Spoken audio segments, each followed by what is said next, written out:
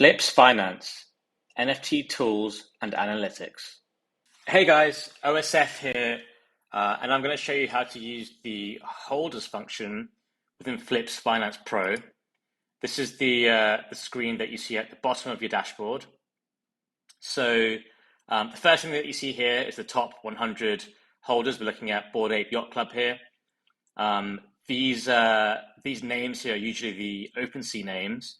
So if someone isn't a named user in OpenSea, you'll see the ETH address. And here you can see the quantity held. You can actually see the amount listed, which I think is an interesting stat to look at. If you have the top 10 holders have a high percentage of their holdings listed, then that's obviously a negative or bearish sign for that collection. And as we scroll down, you can see all these different holders and the amount they have listed. So actually, on the face of it, apart from Mr. Brandon Kang Films here, it seems like most of these top holders are actually diamond handsing their apes. We can click on distribution, and this will show you the wallet count for tokens owned. So you can see here, like 82% of Bored Ape Yacht Club holders actually own just one token, and the higher that number usually is, the more bullish it is for the collection, because if someone has one ape and they want to be part of the ecosystem, it's harder for them to sell that and exit the ecosystem than it would be if they had 2 or 3 or 4. And you can see here actually the number of people who have more than 25 is actually very, very low. There's only 15 holders that own more than 25 apes. You can click over here to have a look at the community overlap. So what this tells you is which are the most owned collections that ape holders own. So the highest is, as you'd expect, 3 from the Yuga Labs ecosystem: Other Deed, Recent Ape Yacht Club, Bored Ape Kennel Club. So this tells you that 5,000 of the ape holders all own Other Side, which makes sense, obviously, because that was an airdrop. And you can scroll down to see the different cross ownership across different projects here. Here you can see that information also in chart format.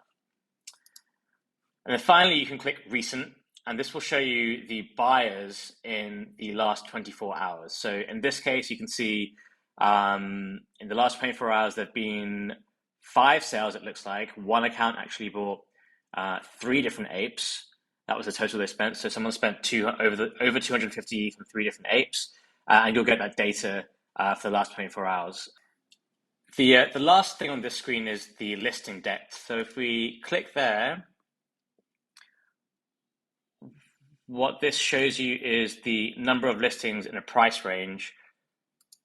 The default here is set to 10, so why don't we set that to 100, let's say, and let's see what this brings up right now. So here you can see there is a total, if you go scroll to the bottom here, there's a total of 44 apes listed between 0 and 100 ETH. You can actually change the step size here. So right now we have it as it shows increments of every 0.1. So why don't I change it to every 5, and then hit apply there. Here we go. This is a much better screen here now, and you can see there's 3 apes up to 85 ETH. There's 12 apes up to 90 ETH. 26 up to 100, and so forth. And it's a nice way to look at the listing distribution across different price bands. And we often have these psychological price barriers, which is like, well, let's get to 100 ETH or 120 or 150, and you can actually see the number that is required to be sold before you get to those price targets. And that's it for the holders on Flips.Finance Pro. Thank you for listening. Head over to www.flips.finance to find out more.